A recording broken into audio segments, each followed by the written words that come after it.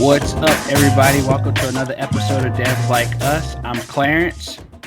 JB. I'm Terrence. Today we have a special guest with us. A good friend of mine. He goes by the name Alan. He's a software engineer. A little bit of a background of him. He graduated from Old Dominion University with a Bachelor's of Science in Computer Science, and then got his master's in computer science from Virginia Tech, and now is just a well-rounded software engineer, doing a lot of great things. Welcome. Hey, Welcome, it's good to Alan. be here. Hey, Thank Alan. you. Got the So- Monarchs, got the Hokies here. Yeah. This is two ODU people back to back. I guess Get our Norfolk State numbers up.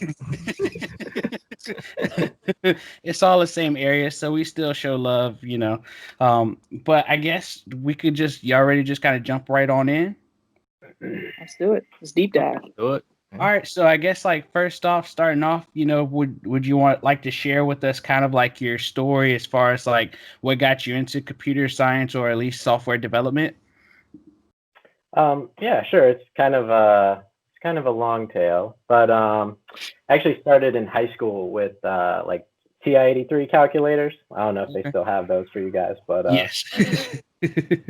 trying to get through my physics class, programming in physics equations in there, and little rudimentary guess the number game, and out of that, kind of got interested into doing static websites with Angel Fire.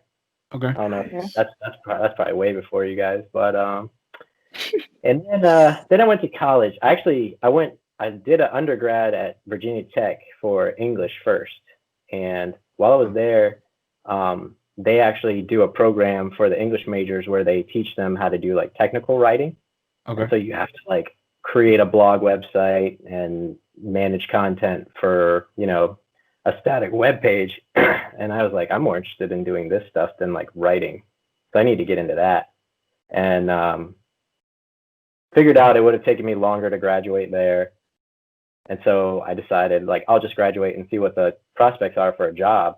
And then I got out in the job market with an English degree and was like, well, this is ridiculous. I'm going back to school. Man. Went to ODU, and I haven't looked back since. I got my undergrad in computer science, and yeah, it's been awesome. It's been just really good so far. So I guess one. Oh, go ahead, JB. So Sorry. real quick, so you talked about how you were doing static web page development and management when you were in your English degree. How was that transition for you when you got to ODU and you were doing, the base level computer science work of, transferring into that programming field? Good question. I didn't really feel like it was that bad. I get what you're saying. It's a big difference between going from static HTML and CSS to doing introductory Java. And I guess at ODU they do C++, but yes. And actually, I guess I felt like it was easier just because I could focus on it and not have to do all the fluffer courses that you inevitably get put through in college. And so I think that made it a lot easier of a transition. Nice. So I guess I got a follow-up question. I know I probably asked this plenty of times, but coming from an English background and you going into computer science, where a lot of people go to computer science because they don't want to write. How is that as a kind of meeting those folks? Yeah, it's two different worlds. I went from being with artsy kind of, Latte art coffees and all that stuff. And yeah, man, it was very an eclectic group to, mostly just people that are they're very business oriented, very quiet, very introspective, very different crew. Not to say those people aren't sociable once you get to know them, but they're a lot shyer, than because you've got on the English side, you've got writers and you've got poets and you've got actors and actresses and all these different personalities that are very in your face kind of deal. And then going over there, it was very different. That's a good question. Yeah, it really is. There's a difference for sure. Do you believe being in both worlds at different points of time has benefited you in your career? I don't know. That's something I've always kind of suspected that actually has helped me out, like being able to have a conversation in an interview. Like if maybe I'm not the most strongest technical candidate, you can still kind of make the interviewer feel comfortable with you. And also, I think I don't know, they haven't proven it yet, but I think one day they'll come out and they'll be like, actually, it turns out English facility with language is actually very good for programmers to have. All that good stuff. I did have one segue. So being another kind of like, I guess, English, and I know this isn't all about the English side, but you mentioned like poets and stuff. Have you come out with the algorithm to write poems, and they just produce it and read it out to folks? Did you just ask that question, Clarence? Yes, I was curious. I was just kind of curious, just to kind of mesh both worlds together, like, bam, take that, English majors. I'm able to write code that produces poems better than yours. But it's kind of choppy on my end. Oh, before Alan answers that question, I want the audience to know that we kind of collaborate on a list of general questions, and then the guests are able to see it. To lead to ease the nerves and everything. And Clarence just threw this completely out of nowhere. I just like to ask. I told him I like to ask random questions. You never know what you might get out of it. Yeah, that was very random. So I guess back to the more business side of things then, since my question was out of this world. So my next question is, what languages are you currently using, or what are there any languages that you're learning? C# and TypeScript are what I use on the day-to-day right now. Okay. So doing and I guess SQL Server, if you want to include that. Okay. Doing a lot of like .NET framework stuff, so web development. Ooh. All the fun stuff. Is that the fun stuff? I thought it was the boring stuff nobody wanted to do. Oh, I guess it depends on who you ask, right? Yeah. Alan, do you find yourself following the language, or do you kind of follow the problem, or are you just open to kind of doing whatever the folks at work ask you to do? Do you have any favorites where you're kind of seeking out certain, like, because I know some people, like if they're doing Ruby on Rails, like that's all they're looking for. If they do React, like they're looking for very specific languages and frameworks. Do you kind of abide by that same mindset, or do you more so look for I guess the certain just kind of like certain problems, or you're just open with I guess the product or the I guess the area of a company and whatever area they're in? Like, do you have any preferences when it comes to that? Oh, that's a really good question. I would say no. I don't. Lately, what I've been doing, I think, is more of sticking to like languages. So I'm looking kind of at the market, engaging what's popular, what kind of things do people need? Like, do people need React devs? Do people need .NET devs?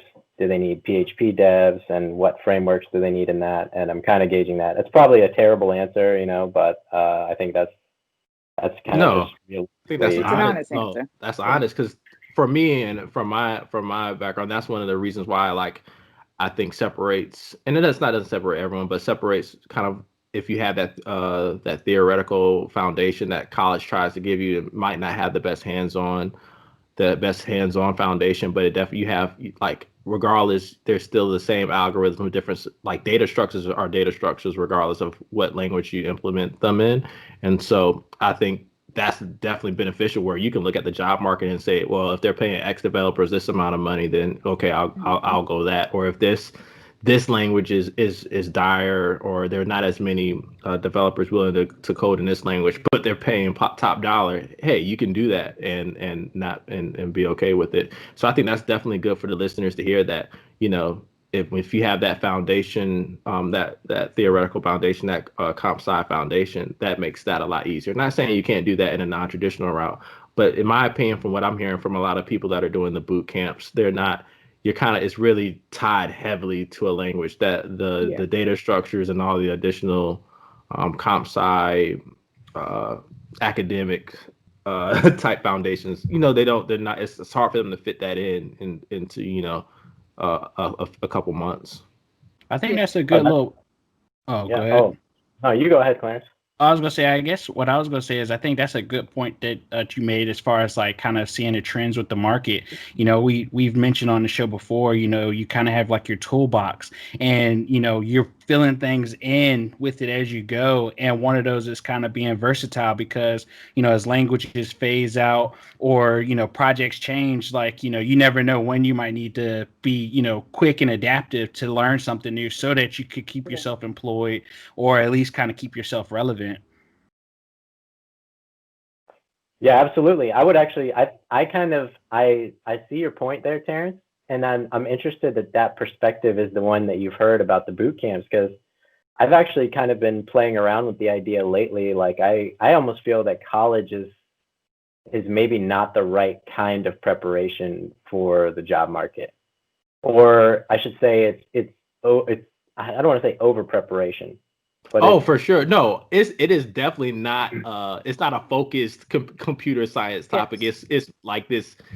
You're becoming. Hopefully, I guess it all depends on your mindset when you're going Well-rounded. through school. A better, I guess, overall. You're supposed to be a better overall person, not overall person, but I guess skill set wise, right? You're right, supposed Mhm. to be better, like well rounded.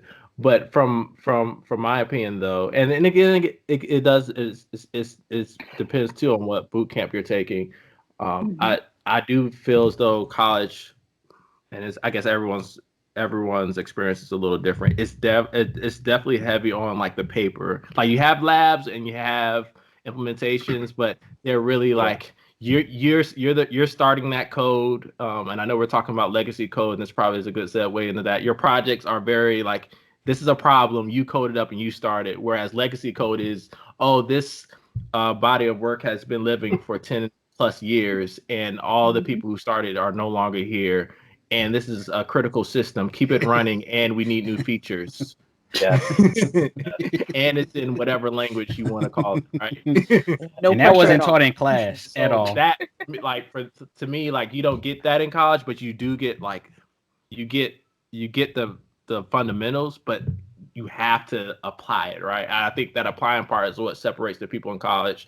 The good developers that come out of college versus the not so good is those who just stick to what the teachers tell them, and the small projects, and those who really go out into the world and look at these open source projects or these big time like products and apply it there, because you really end up hitting your head on the wall when you try to apply it there. And it's a slow process. It's really like you thought you were running because you got an A on your comp sci projects and stuff, but it's like, no, like implementing or adding, even if it's not legacy code, contributing to like one of these open source projects from Google or any company that's just huge, being able to take that, dissect it, see what's going on, how does it function, which services are communicating with other services, is a skill in itself. And it's not even fair for colleges to be able to try to teach that. It's really like you have to have experience with it, right? And you just have to like code every day, and not just code every day, but look at these type of systems right every day, or the code of every day, is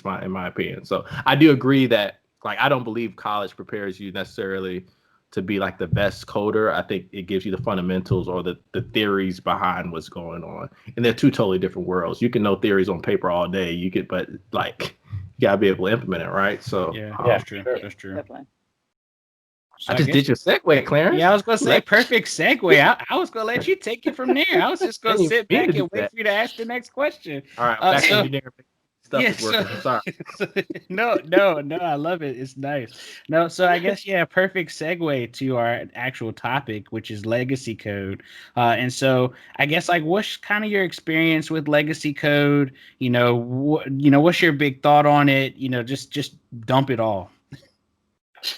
Yeah, so I mean, every job I've worked at has been, dealing with legacy code. I think that's one of the failures of college in general, is to kind of get people in that mindset of understanding, like, you're not going to be, for the most part, a lot, like 80% of the job market is legacy code jobs. You're not going to be going out there doing greenfield development right away. I mean, there's obviously opportunities for it, but it's very unlikely that, you know, your average developer is going to go out there and do a Facebook startup right out of the gate kind of deal.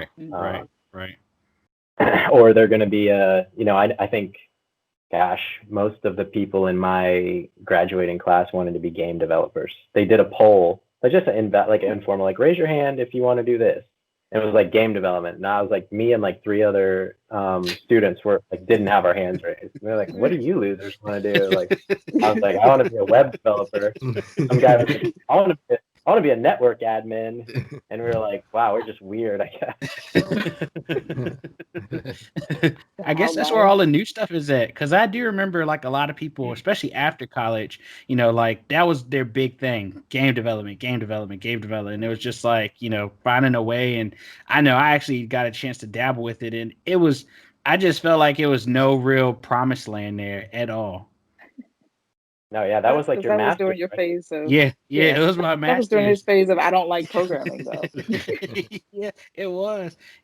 No, it was just it was an even bigger industry to get in. I'll say this, and I think that it wasn't very steady because in a normal job market, you kind of have some type of security, but like with game development, you can work on a game for 4 years and not sell a game at all, and then like now your company is like, well, do we try something else? But you've run out of all of the funds that you had, so you're kind of like just treading water at that point. Like I don't even see land anymore. Or you can work for EA Sports or one of those folks, and then your game's coming out. Oh yeah, that's true. That's true. But back kind of to go back though, they've been in the game for so long. I'm pretty sure, even though they probably have a ton of upgrades, I'm pretty sure a lot of that's legacy code. Oh yeah, for sure.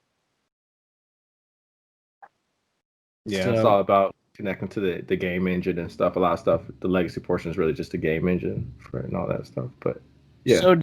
So Alan, do you believe that legacy code, ties in with technical debt, or do you think those are two separate topics? No, absolutely, yeah. Like your technical debt is going to be your legacy code is going to be a big factor in how much technical debt you have. But I think it's important to like maintain a sense of practicality.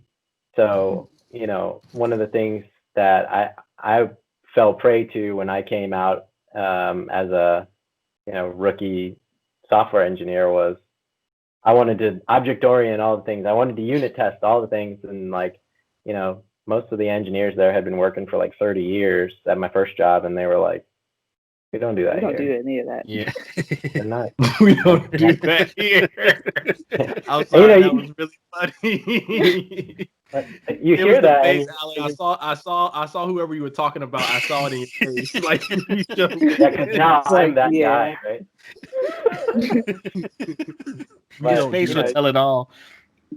And you just come out and you want to like make all these things perfect, and it ends up, I think, hurting you, and because it's not practical in a lot of cases, or you'll make this really shiny independent component and nobody else can use it, or nobody else will use it, even if they could figure out how to use it. So you really do have to kind of balance it. I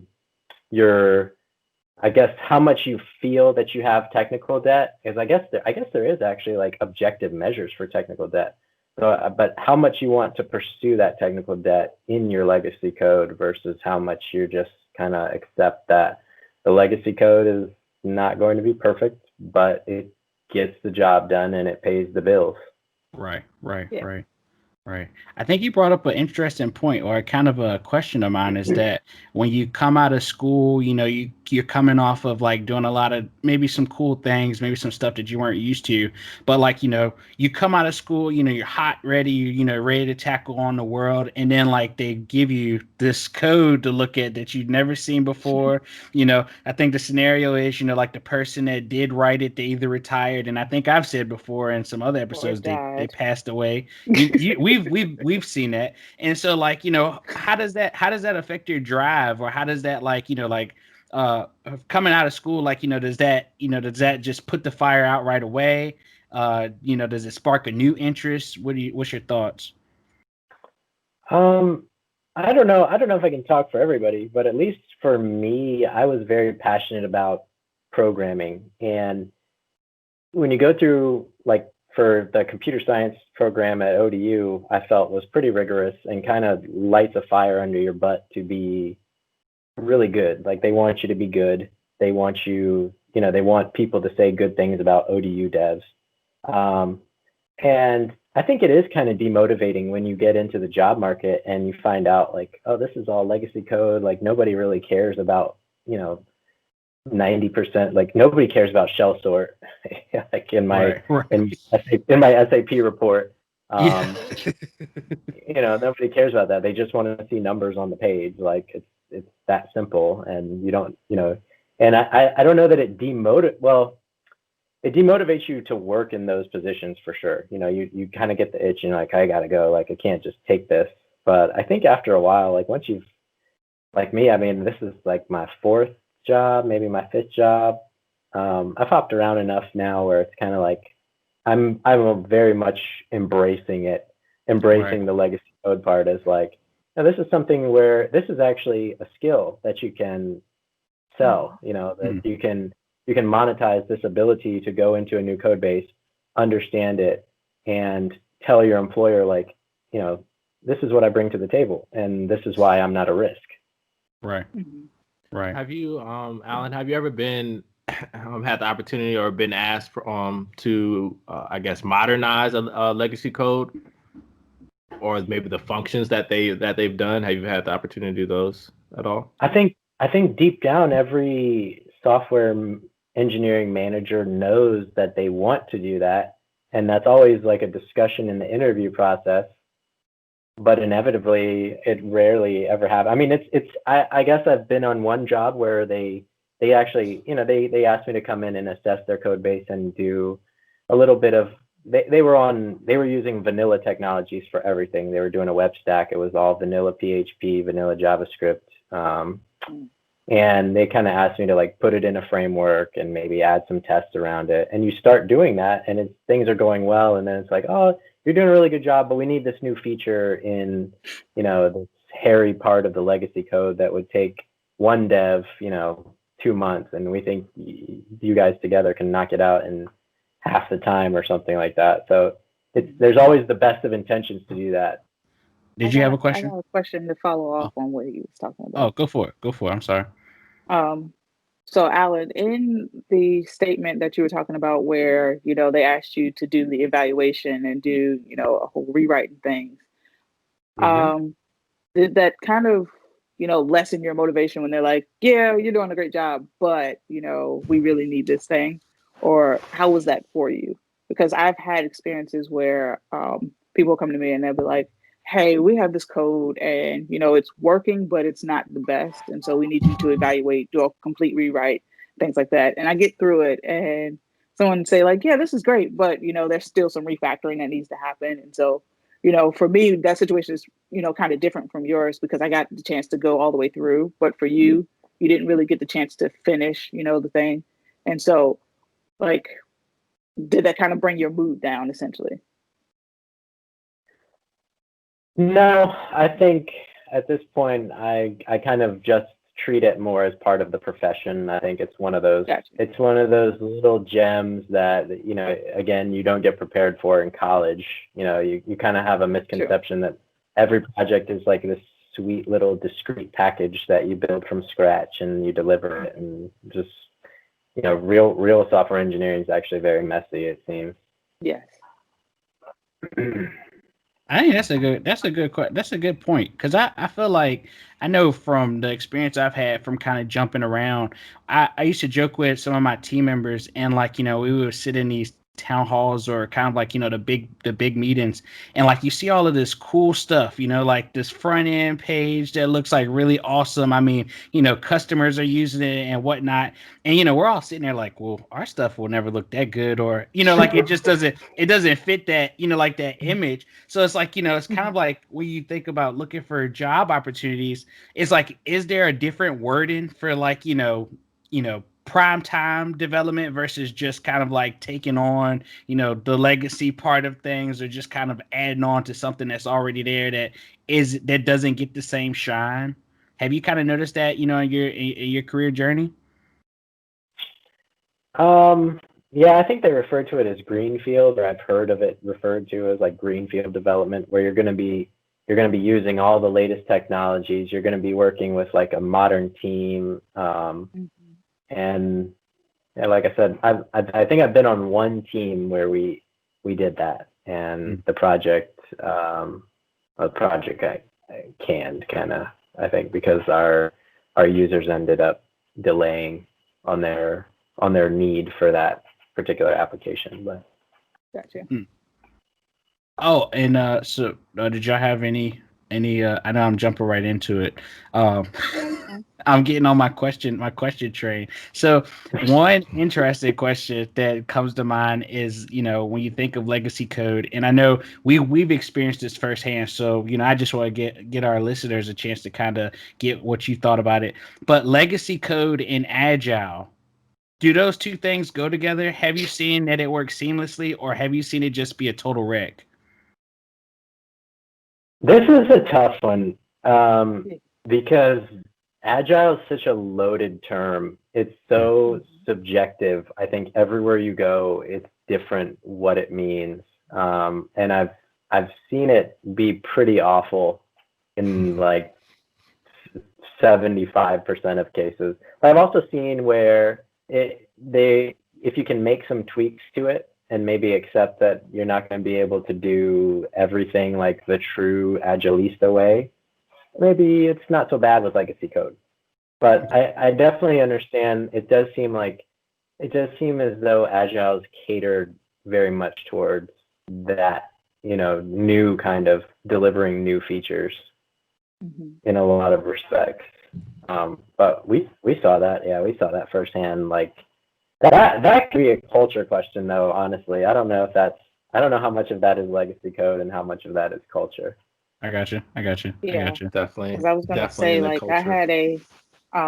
I had a office that I was a part of, and we had this new contractor come in, and they're like, yeah, we're doing the agile way, like, we're doing our stand-ups and da da da. And like probably about a month in, he's like, you guys know this isn't really agile, right? And it was just like, it was like the room just went dead silent, because it's just like, I mean, we're trying our best here. And like me at the time, I was like an intern, just, kind of passing through. And I'm just like, I mean, yeah, I knew this wasn't agile, but this is how they were operating. So it's like, if this is how, you're operating and it works for you guys, it works for the majority of people, I'm just kind of like, okay, if it works type of thing.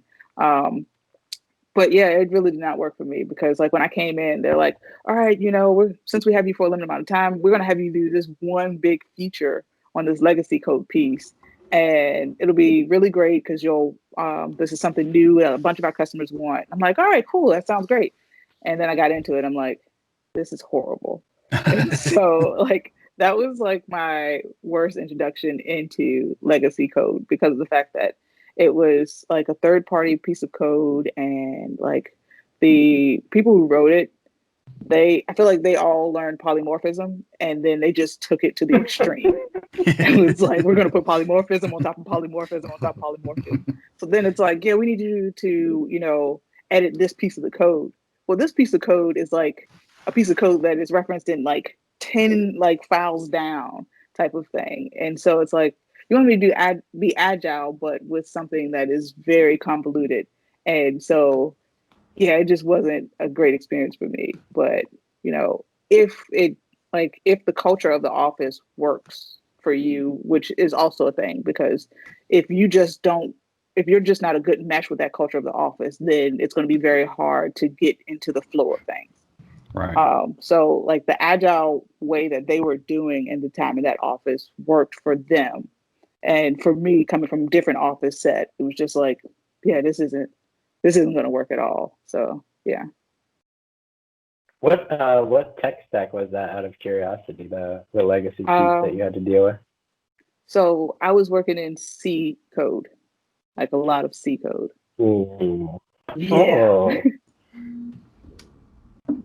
And so, yeah, and that was like after working with a bunch of like Python and Java before that. And so just making that transition, there was a lot of mistakes of like, because I was very heavy on the Python, a little on the Java. And so there was a lot of things I'm like, why is this not working? And it's just me forgetting like my semicolons or like, my braces or something. But just seeing that much polymorphism happen, because I'm like, with the theory that you get in college, like there's certain topics that, they just don't have time to cover. So it's like they'll give you like the high level of what this particular topic is, and then they kind of move on. And so for polymorphism, I'm like, when I first saw it, I'm like, I've seen something like this before, but I can't remember what the name of it is. And I'm going looking up, like searching. I'm like, what is that polymorphism thing that they were talking about? And then just trying to like traverse down the line of things and just like, this is horrible. I don't think this is what they intended when they started with polymorphisms. So yeah. Oh man. So I do have a question, and it's kind of I think it should be a little fun. So with all the legacy code, legacy code that's out there, does anything with like the people starting now to try to do a better job of having microservices? Do those kind of excite you moving forward, or saying like, hey, one day maybe, we won't have these monolithic architectures, which and that's not saying that all legacy code bases are these big monolithic architectures, but they seem to lean that way a lot more than what you would see your greenfield developments with those who are thinking long term, kind of going, a lot of times we're trying to make sure the services are broken out enough to where it's easy to plug and play with these services that you're building. Any excitement there or any interest there as far as like with based off of all the legacy experience that you have now with kind of like the new cutting edge type architecture? Well, not cutting edge, stuff has been around for a long time. I guess it's just being talked about more with cloud and stuff. But are there any technologies that are like really bringing interest to you? Like, because like I feel like you've lived through the pain of like having to maintain all these legacy systems. That's a good question. I You'd be surprised. So you're right. These technologies are not new in any way, but they're not as widespread as I thought they'd be.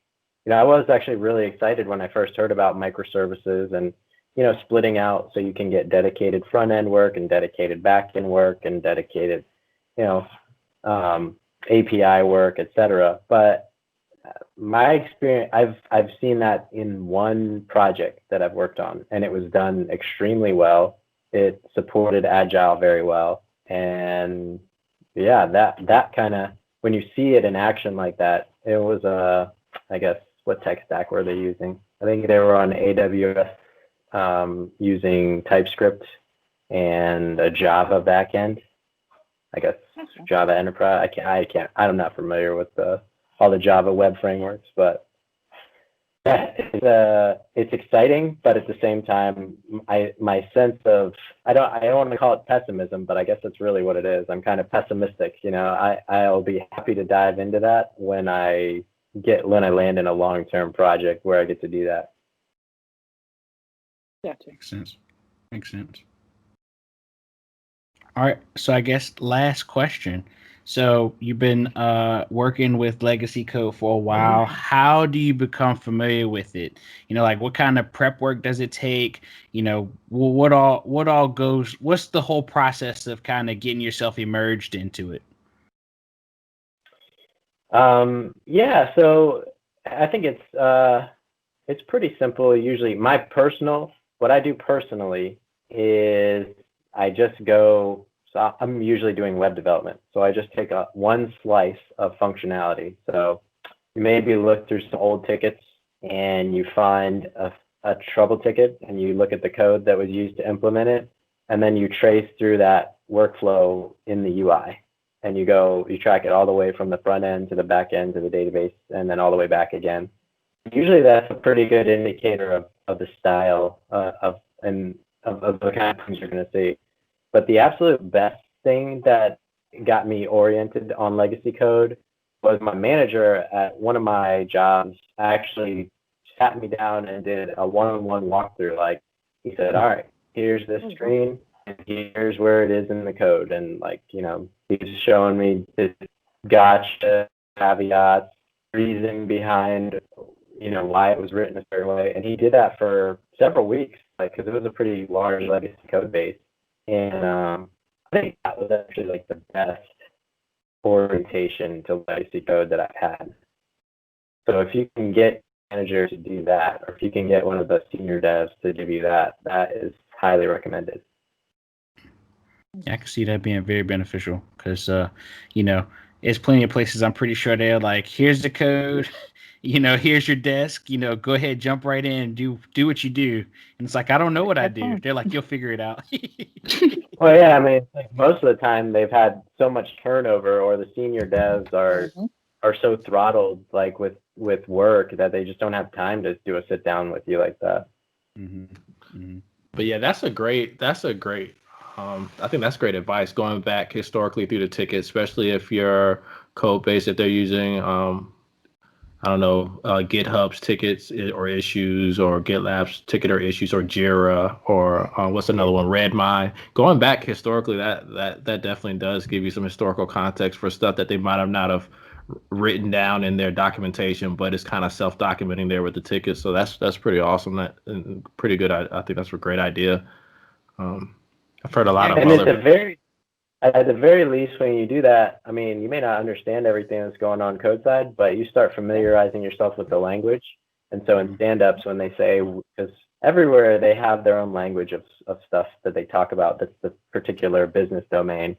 And that, I think, is sometimes harder to learn than the code. The code is usually pretty straightforward for the most part. It's learning, like, why the heck did we write this? Yeah, it's the tough part. For sure.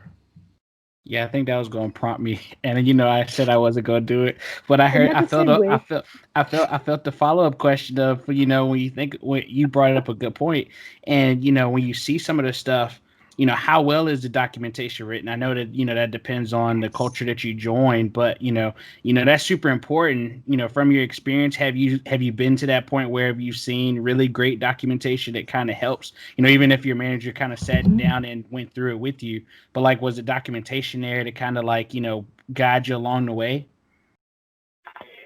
At that, the one where my manager sat me down, no. They had their trouble ticket system that they had. I can't remember what it was called, Track or something like that. And they also used Jira, but that one they did not have great documentation. I guess that's why he felt the need to give me the walkthrough. But I have been in places where they do a decent job. I mean, the trouble with documentation though is like things change so much. Like it's very difficult to stay on top of documentation.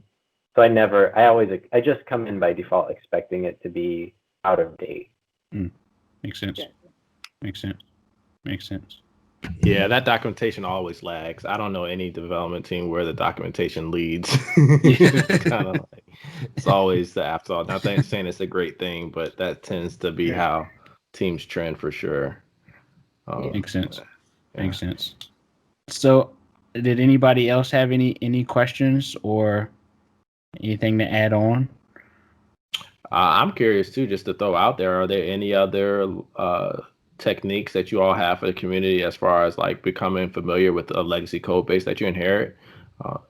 Alan's had a great example with reading through the tickets. Were there any other advice? For me, I tend to try and break down the code base that I'm looking at. So I tend to go like function by function, figure out, okay, what does this function do? What does this mean? Type of thing.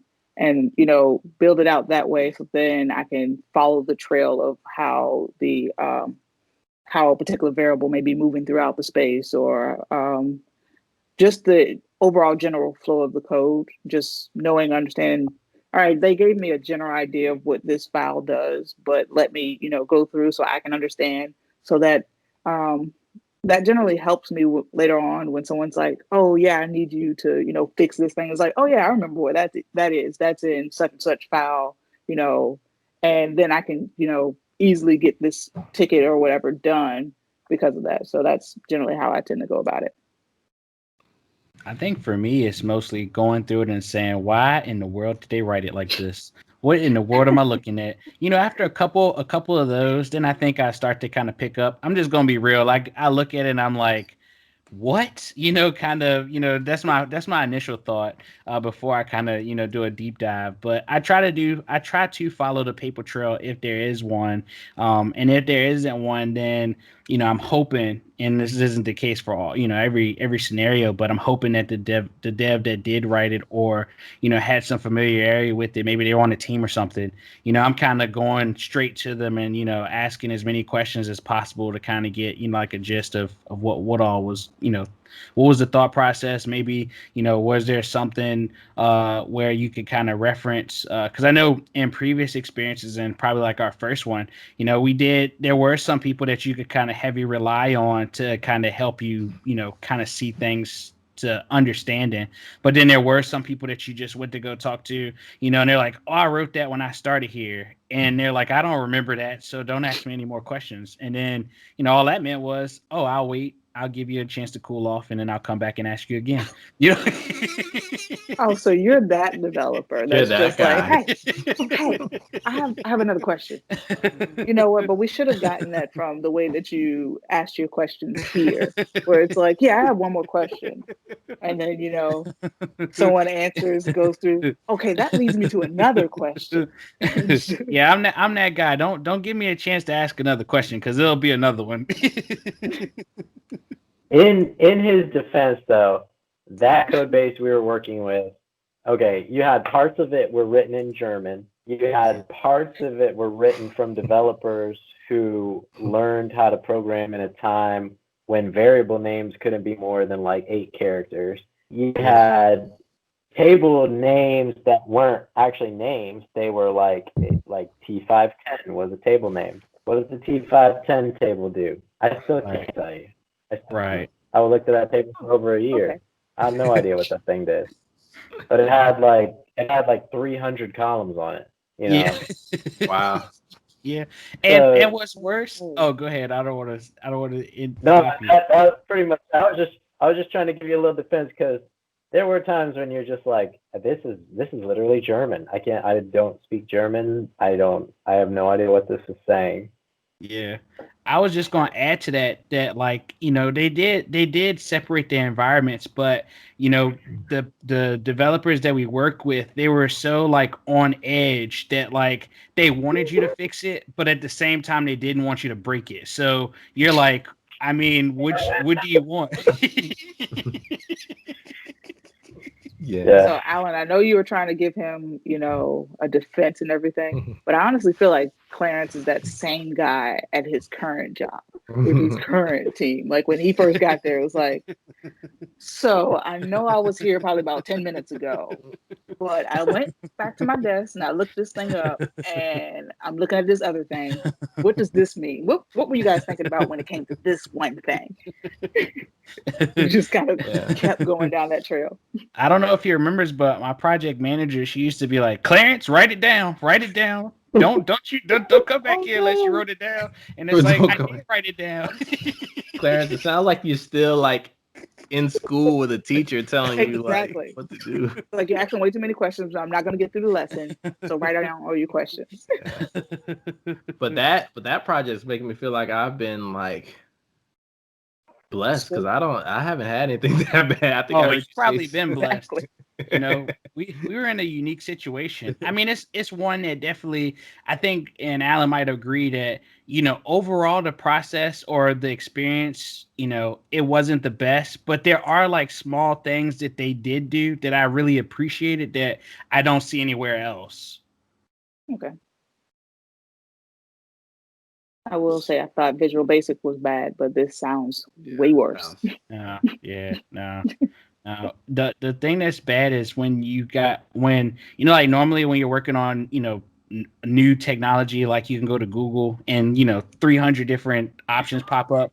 Like you go look this up and it's like, oh no, Google is that person sitting in that seat, like 2 rows down, and that's not even a good Google either. That's just like maybe XG. give you yeah.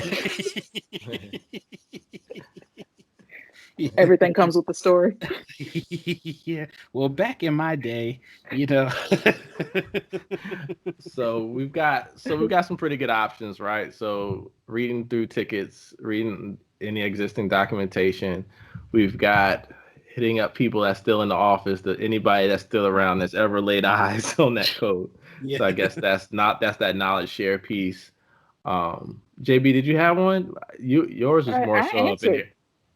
Yeah, Yeah, mine was just, going through the function by function and, figuring it out and more like understanding. But tracing. you didn't, Yeah, you didn't tell us I'm. yours though. It's almost making it sound like, so for me, I guess I haven't really had like legacy code. I guess Oh, I've you had really code been that's spoiled.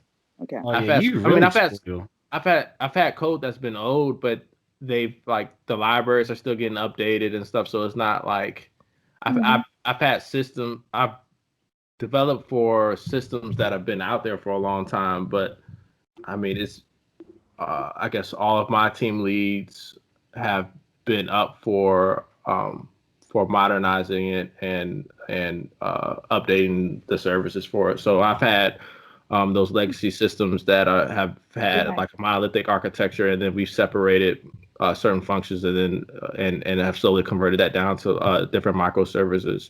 One of the coolest things for me is Python. It was Python as far as like becoming familiar with code. I remember the first time I sat down with one of our senior engineers, and he just showed me how to use the tracing module with Python, and I'm like, what? I can see this executing, and I can like jump from the different functions while it's executing. Like that's something I would have never just done on my own, but just like seeing Hmm. how you really become one with the code and like learning how things are functioning and how things are moving with that. I've definitely gone back to historically with I've also been blessed too with where most of my teams have had ticketing systems, whether it's Jira or some type of Redmine or some type of issue tracker where I could go back historically and see stuff from 5, 10+ years ago. And so that definitely does help. So that when Alan said that, I could definitely like that definitely does help a lot. And also too, if I found that if a team doesn't really force the testing, maybe like making if you're able to have some type of testing module connected to it. I'm thinking some of these legacy systems that might be hard to do. That's what I'm saying. I probably haven't really worked on like these very, very painful legacy systems. It's been easy for me to just plug in some type of testing framework, and I can kind of do that to kind of help force myself to become familiar with how the services and the codes running. Hmm, Gotcha. that's good stuff. So, So do you guys do test oh, that driven? was Oh, sorry. no, you're fine. You were just segueing into my segue, which was, did you have any questions for us? So you jumped right in. Oh yeah, I was about, Terrence was talking about test modules. My experience has been there's never tests. Yeah. So Yeah, I that's what It's I'm was all saying. about the Like very I'm test. thinking I've been blessed because all of mine, somebody has somebody there's either there's no test modules there, but there's been it's built on top of some type of framework where I could easily have that test folder in there and integrate that into and this isn't going to sound like it's legacy code at all, but I can easily plug or switch that over to some type of CI/CD pipeline and stuff. But that's what I'm saying. Like I have not. I've been on code or systems that are old, but people have actively been working to modernize like or keep those things up. So a lot of teams. I'm one of the people too that I actively seek out the culture among a team, and I've had opportunities to choose or kind of like know kind of what I'm getting into as far as how teams operate. And if you're one of those team leads that are like, look, this, and they might not be up front with you on the interview, but if I'm getting a vibe where it's, look, this code is old, this is legacy, this is how it is, we're not doing anything about it. That's just depressing to me, and I Yeah. kind of run away from that. well. I You're That's want to so fair. hear, lucky. I definitely get that. Yeah, I understand that for sure. yeah. So all the teams like, even from a business standpoint, have been able to give the customer or stakeholders enough features, push out enough features to where they can push those features out, but we're still working on improving the system's technical debt, I guess, as we said before. And a lot of that is, okay, how is it operating? What's our visibility into the system? I love the DevOps mindset to where, I don't want our system admins or our developers having to remote into systems. What information can we get from that system, or have that system push out to us to where we're not logging into production systems? And so this is like, I'm big on that. The biggest thing within the DevOps mindset is improving. And so, Right. okay, don't get me wrong. I know there are certain use cases or business cases. I think it's Walmart who still like looks for COBOL developers. Like they have some crazy system where banks I think do Fortran. yeah, there's like some companies who like look for some weird, like some very, very old systems, and those are our use cases. I've never had the opportunity to inherit that, and I probably would try not to. Yeah, that's funny. That's funny you bring it up, because I think like up until like last year, I didn't know that they were still looking for Cobalt people, and it was actually a trend for a while that You're there were getting certain money. yeah, Like, people were getting paid big money that like if you really still knew big. it. Because One of the so few people. Yeah, I was gonna say one of the community. So one of the meetups that I went to, that's where they kind of brought it up, and I was just like, "What? Like really? I didn't know that would be a thing. Like Google how to do COBOL. Try to get No, paid." Clarence. Hey, he was filling out his resume right then because SAP's language is derived from COBOL. So he was thinking like, It's Can't close be that enough. bad, yeah. right? Clarence, there would be no one for you to run and ask questions to. Exactly. Literally You would no. be the Google guy. They'd be like, "Man, you're perfect for this I job." I feel like I would just be crying every day. Like, I don't get it. Oh yeah. man. So did you have any other questions for us? How do y'all feel about code duplication in legacy systems? I despise it, because Same. that means that you have to go through multiple sections of the code to make changes. Granted, you already know what the change is going to be, but you have to go and like seek out and find where all these duplications happen. Right. Yeah, like I just had a guy who, mind you, this was on a new system, and he's like, "Yeah, I could just write this out. It'd be real quick and simple." And it was basically him duplicating the code over and over and over again. I'm like, dude, if you don't just put this stuff in a list and like iterate over this list and just go that route. And he's like, oh, I completely forgot about that. And I'm like, that's one of like the basic things you learn in school. Like, why? So yeah, I am not a fan of code duplication at all.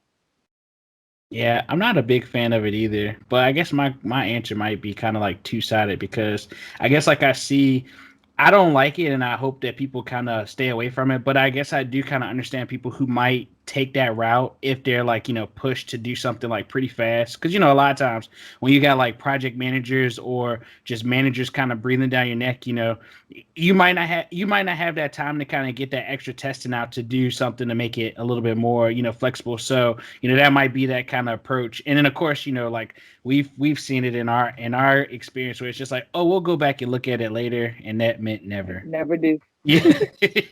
Know what that means. Yeah. Clarence is the reason that there's a lot of Sounds code like if you duplication get on that is like jobs.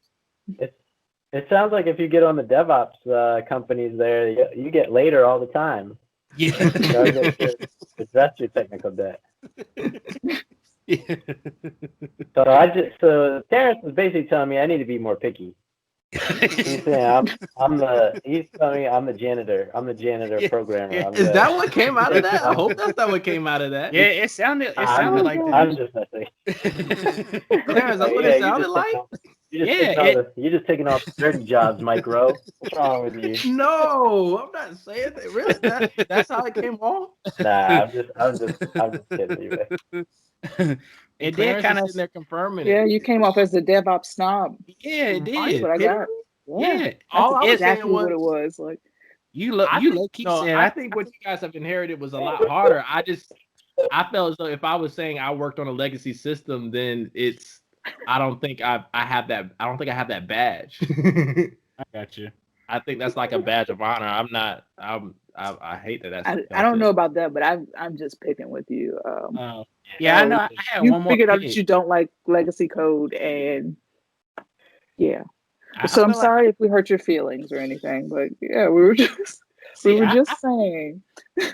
I feel like Terrence is sitting in like that press box, glass office, and Alan comes in. He's like, "You, what you mean you didn't bring the same mop from yesterday? Or the same broom?" So I have to get out of my office and clean up. Working here. Yeah, I thought that was your job, not mine. But some people really like the child, like how out like so all the shops I worked in, they've been Java based. Like either like it's like no coding at all. It's like site reliability engineer, like deploying the cloud. Y'all know I work with OpenStack, so OpenStack, or it's been Python or Java or JavaScript. Like I haven't like that. All those languages have pretty solid frameworks that people tend to start with whenever they're building whatever they're building. Well, so I know I don't want to do it, but I do. That does bring up a good thing, though. I guess to ask another question. No, it Alan brings has up to go be with his family. I know he has to leave. He's never going to be able to come back again. But I wonder. I guess like my question though. You bring up a good point, and kind of like seeing the both, kind of both worlds. Is that like, is it that we're misreading the opportunity that we're applying for? Like, are we not asking the right questions? Because, it kind of seems like, maybe there's some wording that we're missing that, says that you're not going to be working on legacy code. And who knows, it could just be that it didn't say that at all, but you kind of come in the door and that's what you end up doing. So is it something that we're missing in the wording of, like the recs and the opportunities that we see? Do you think they kind of misword it? Right. Yeah. JB obviously has taken on positions that have that. I've kind of spread myself out through a bunch of different things. So like I had an office where it was Node.js, and that was the office where I was doing that complete code rewrite. And so it was really weird how that one went, where it was, hey, do you know Node.js? And I was like, nope, never did it. And they're like, are you willing to learn it? And I was like, sure. And so it was like, so we have this code. You can learn it first, then, assess this code that's here. And then we want you to do a complete rewrite and make it into a modular system. And I was like, okay, this sounds like a lot, which in the end it was. And it was me just doing all of this. So they gave me like my own dev system setup that was the same as the production version. And it was like, all right, just go ahead about it. And I sat there for like a couple months just going through and did like my whole little process of function by function. All right, what's going on here? What's going on there? And like then did my rewrite based on what I learned from the entire system and building out like a whole system document to show how the data was moving from one place to another and stuff like that. So, so yeah, that was Node.js. I've done Java, I've done C++, Python.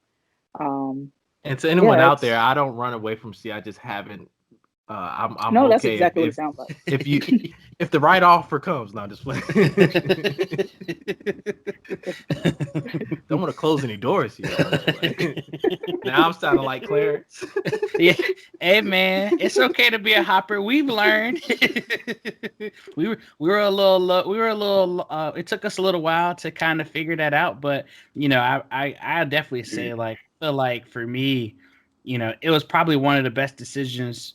And I mean, it was because of the shop that we came out of as well, that like we needed that in order to kind of grow and see something different because, we saw a lot of people who, we know a lot about legacy because again, we worked with people who had been there, when they were our age. And, when you're coming out of college, I mean, you learn a lot of wisdom and a lot of stuff from them. But at the same time, it's like, you go from seeing all of the new, latest and greatest to kind of seeing what, they've been doing, and you're just like, I didn't graduate to do this, so so it's one of those kind of decisions you kind of lean towards to do. I learned something today though, Clarence. I didn't know you were working on legacy applications like that. We never Yes. talked about that. Yes, my first software engineering gig, that was what it basically was, and it was an interesting ride. That's all I'll You say. seemed happy. You always seemed happy when we did talk. I would have thought you were working on like all these greenfield deployments. Like, yeah, man, I just build out this new application. It's just me and my best friend, and we're coding it up. I mean, to our customers at the time, we were doing some stuff that they hadn't seen, because a lot of their stuff, and Alan probably could vouch for it, that a lot of stuff that they were doing was huge access database. So when we did do kind of like the coding that we did, that was brand new to them. But at the same time, it was just like, as you said earlier, we're filling out a form, updating a table, and it was it. That was it. Like there's no other, there's not much else to it. Wow. So So when you guys did update these systems, was it like a big thing where it's like, oh, like we're about to change the system, or like push a new update to the system? This takes like 2 or 3 days. Is it like that, or is it? 2 or 3 days, you wish, depending on It what was you try to do. great. We actually we had a very rigorous process that was it once a month or was it every 2 weeks? You Every couldn't 2 push code weeks. except 2 weeks was the minimum for any code change. Yeah, and it took like By heavy JB's documentation. eyes, JB is saying she's never worked on a legacy system either. If that's what this is. I'm just being honest. That's wow. Remember all the documentation that it took. I mean, it was a heavy process environment, but like they made sure, like, I mean, this isn't as easy as clicking blame on GitHub and kind of seeing who did what. Like this is literally signing your life over, saying, I changed this line, and I did this, because when something breaks in the middle of the night, they got to tie it to somebody, so they're going to trace that paper trail to see who did it. What? Yeah, so it was actually like a physical paperwork process. The change management process there was insane. If you didn't have your changes done by the Thursday before the release, you weren't going to have enough time to get all the signatures you needed to actually get your code to a new environment. So, and that code had to have gone through a dev environment and then a test environment. It had to get signed off by like a test user. It had to have associated test cases with it that they would like go through and physically sign off on. And then you had to turn in that sheet to, there was one person in the whole organization that could approve. And she was like, that's her job. Is she looked at your sheet, she did got a test case, you've been through the environment. You have all the signatures. Oh, you didn't date this correctly. Take this back, and you'd be like, you're not going out to production. It was a very rigorous process. It was slow. This is the first time I've heard of an office. They took years. Wow. I remember this is calling like her the first time I've heard of an office that like legit goes through the exact software like development cycle that you learn about in school.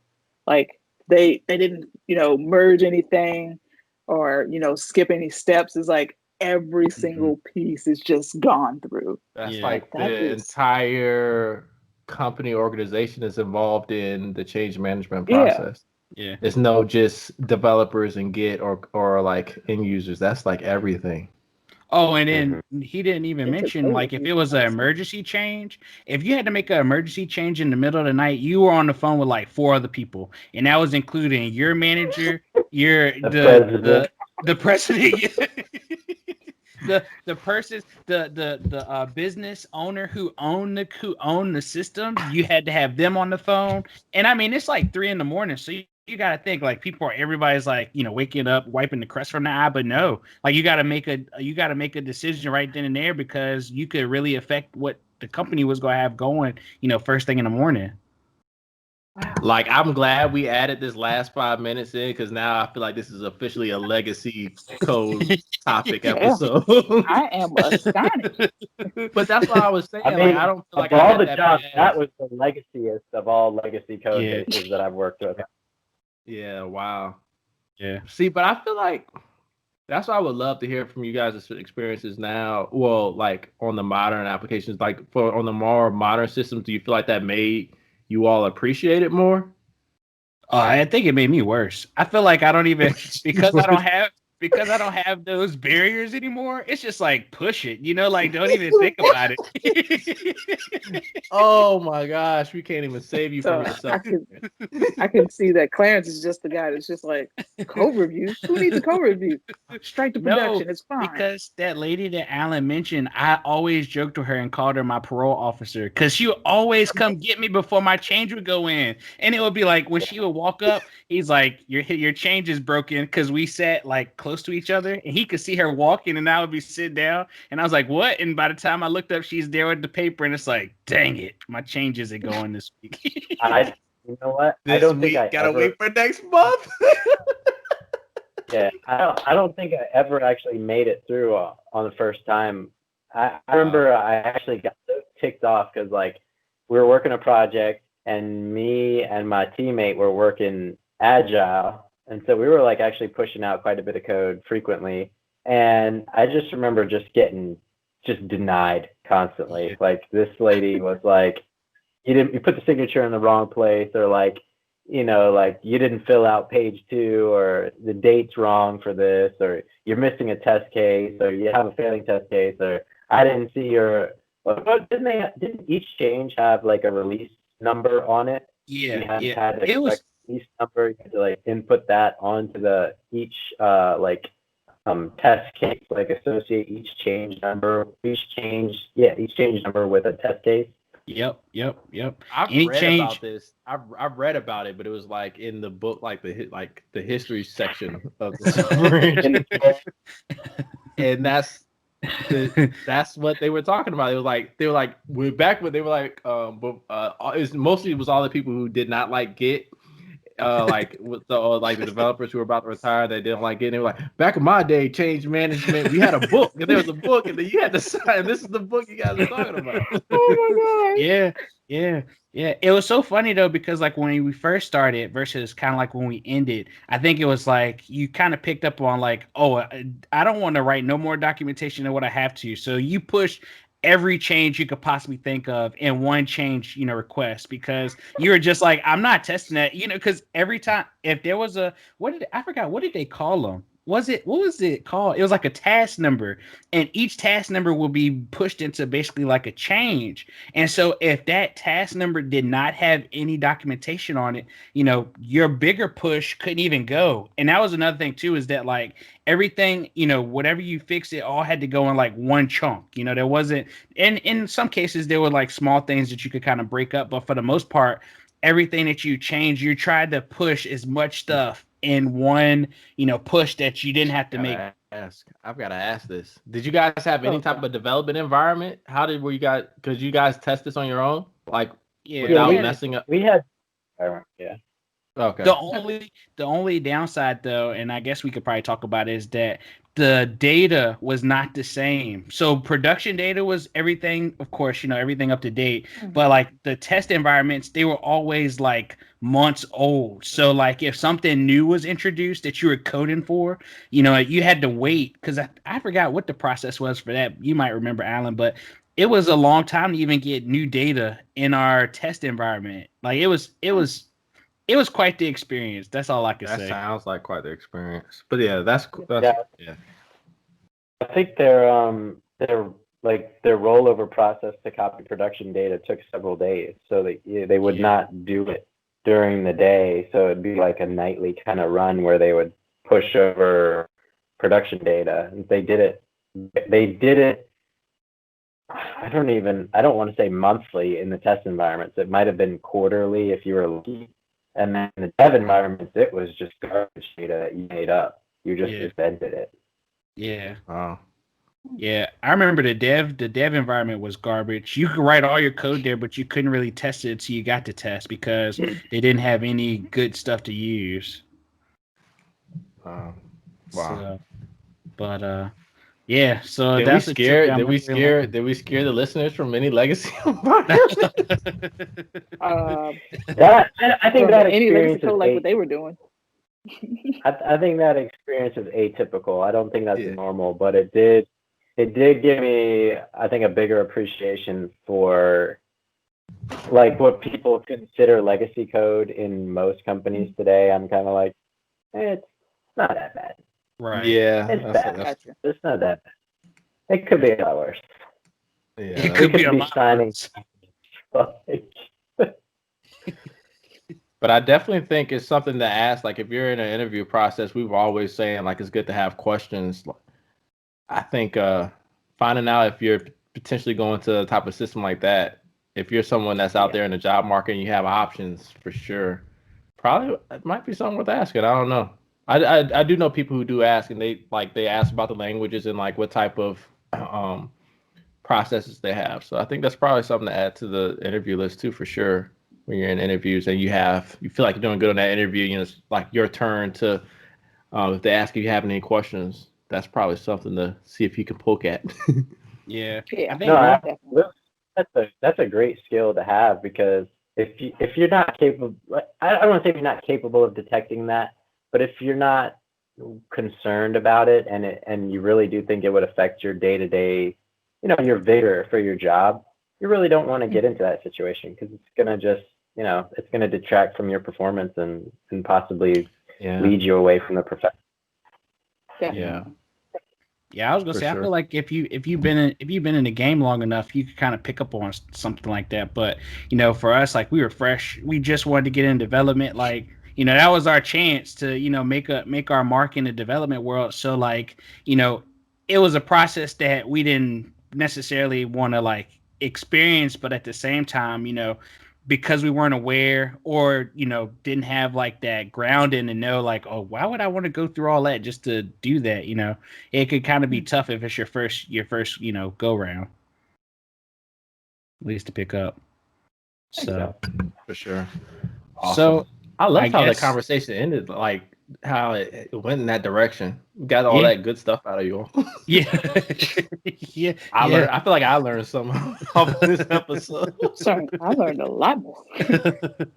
So I guess, you know, that opens up for our listeners. You know, have y'all, you know, experienced a shop kind of similar to that, you know, or have you moved to that, you know, that glory road that Terrence was talking about earlier? You know, let us know. Give us a hint. You know, write in the comments. Let us know. You know, what kind of environment are you used to? Yeah, we're really interested to find out. So I guess, you know, without, you know, holding up too much time, I know you're gonna start charging us here shortly. We appreciate you stopping by, you know, and sharing your experience and, you know, sharing the stories that you did. And again, thank you so much. Definitely. Awesome. Thanks for having me. Awesome. You're welcome back anytime, Alan. Anytime. Come on back. Chat about something else. So guys, that's another episode of Devs Like Us. Thank you for listening. I'm Clarence. JB. I'm Terrence. Oh, and before I forget, don't forget to like, subscribe, and ring that bell. See you next time.